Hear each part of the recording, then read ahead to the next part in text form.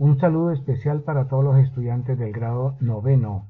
En esta nueva semana de estudio pretendemos abarcar el tema de las materias primas, pero aplicándolo en ejemplos específicos.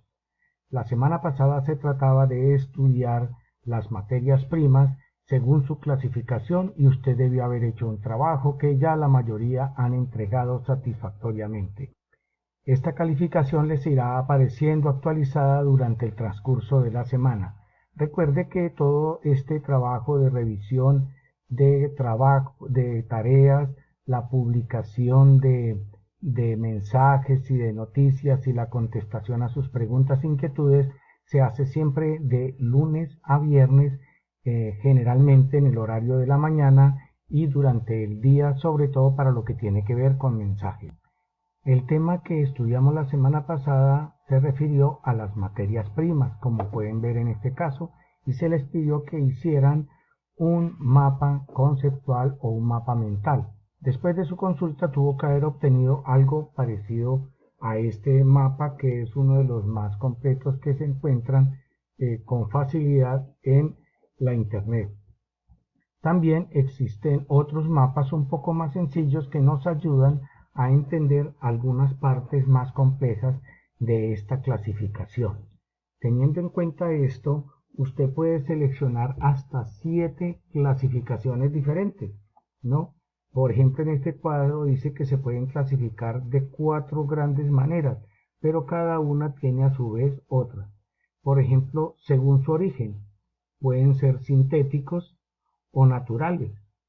Y según si son naturales, también pueden tener un origen animal, por ejemplo, como lo dice acá, vegetal o de origen mineral.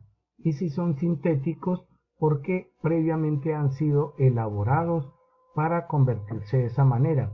También se pueden clasificar según sus propiedades, si son conductores o no son conductores de la electricidad, si aíslan o no aíslan el calor, si producen o no producen fuego, etc. También se pueden clasificar porque se fabrican, no se encuentran en su estado natural, y se pueden hacer aleaciones o preparaciones especiales, como el tetrabric que en este caso se está mencionando. De todas esas clasificaciones que encontramos acá, que les estoy mostrando, o las que encontramos acá encontramos 3, o de las que encontramos acá hay 4, o de las que se encuentran acá como nuevos materiales, listo, como los metales, como los polímeros, listo, y según la clasificación y el origen de la materia, usted va a elegir 5 orígenes diferentes. Por ejemplo, 1, 2, 3, 4 y 5. O va a elegir 1, 2, 3 y de acá elige 4 y 5. O va a elegir de acá 1 o va a elegir de estos 2, 3, 4 y 5, ¿no? Como se da cuenta, hay una gama muy amplia para elegir según la clasificación. Le sugiero utilizar la que usted mismo encontró porque es la que ya conoce y la que ya entiende. Pero puede utilizar algunas de las que yo le estoy mostrando durante este video para que usted elija los que quiere consultar o para el trabajo que debe hacer de esta semana. Para esta semana nos vamos a encargar de estudiar el proceso de transformación que sufren esas materias primas para llegar a estar disponibles para el ser humano utilizarlas, bien sea porque terminen en una materia prima elaborada, por ejemplo, como las tablas de madera, como el vidrio que se encuentran en los almacenes, o como el papel o el cartón, que nos sirven por sí solos para nada, pero los necesitamos para elaborar nuevos artefactos o nuevos elementos. Teniendo en cuenta que nuestro objetivo es estudiar las materias primas, que son recursos naturales, pero que no todos los recursos naturales son necesariamente materia prima para nosotros, tenemos que saber hacer bien la elección del material o de la materia prima que queremos estudiar. Recuerde, debe elegir 5 de las que usted ya eligió, pero de tipos diferentes. No se vale elegir algunos recursos naturales, por ejemplo el pescado, porque sirve para hacer una receta, pero es un recurso natural que es para la alimentación. Nos referimos a materias primas que sirvan para convertirse en materia prima elaborada, es decir, la que va a ser utilizada después por otras personas para fabricar otros elementos, o materia prima ya terminada, por ejemplo como las botellas, que pasa a convertirse de ellas en un proceso de fabricación desde cero hasta ser envases de botella para alguna empresa. Una vez haya elegido los 5 elementos que usted va a estudiar, las 5 materias primas, entonces va y busca en Google cómo es el proceso para poder desde la extracción, desde cero, desde cómo se encuentra en la naturaleza, hasta convertirlo en lo que yo quiero averiguar. Por ejemplo, y pues evidentemente este no vale para sus trabajos, cómo se hace el vidrio desde cero hasta convertirlo en una botella.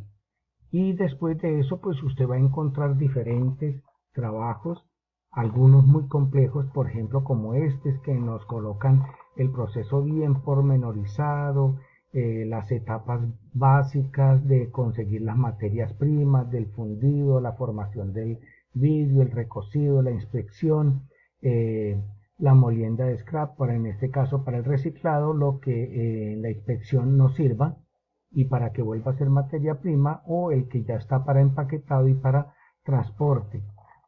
Si lo va a convertir en botellas, entonces necesitaría hablar de ya otro proceso que implica moldes y un proceso que tiene 7 etapas. Pero también puede ser que hayamos encontrado, para hacer vídeo nosotros normalmente encontramos varios métodos. Por ejemplo, en este caso, para hacer el vídeo, lo primero, a través de horno, utilizando un horno, dice que primero hay que conseguir arena de silicio, que también es conocida como arena de cuarzo, es como la arena de playa. Y después de eso le agregan otro elemento químico que se llama carbonato de sodio y óxido de calcio a esa arena. Los mezclan, agregan también otros para darle, por ejemplo, color, dependiendo del tipo que quieran, más químicos si quiere cierta dureza, que aguante el calor, que sea resistente a los golpes, que se desmorone, bueno.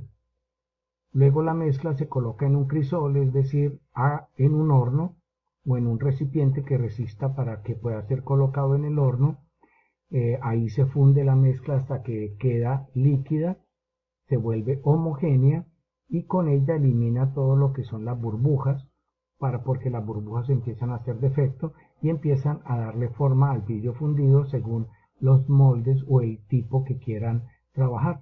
De ahí en adelante ya se pase al enfriamiento, ¿no? Hay otro método que es utilizar una parrilla de carbón vegetal, es mucho más popular, y empieza todo un proceso de fabricación que le dice qué es lo que debe hacer, qué elementos debe utilizar. Esto es lo que usted debe consultar. Listo, en este caso, como se dan cuenta, en esta página encontramos todos los pasos para 2 métodos de cómo hacer vídeo. Ya elegí el vídeo, entonces ya paso a utilizar otro de otro tipo.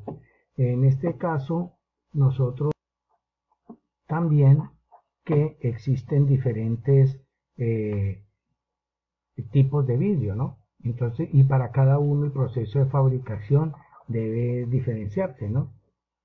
Por el desoplado automático que veníamos hablando, lo que habla de soplar y hacer botellas, el famoso dicho, dependiendo si yo quiero, son láminas de vidrio para que se utilicen, por ejemplo, para casas y todo eso, para los que son divisiones de baño, etcétera, ¿no? Entonces, miren, existen muchos tipos de vidrio y para cada uno hay una clasificación diferente de vidrio del que podemos hacer.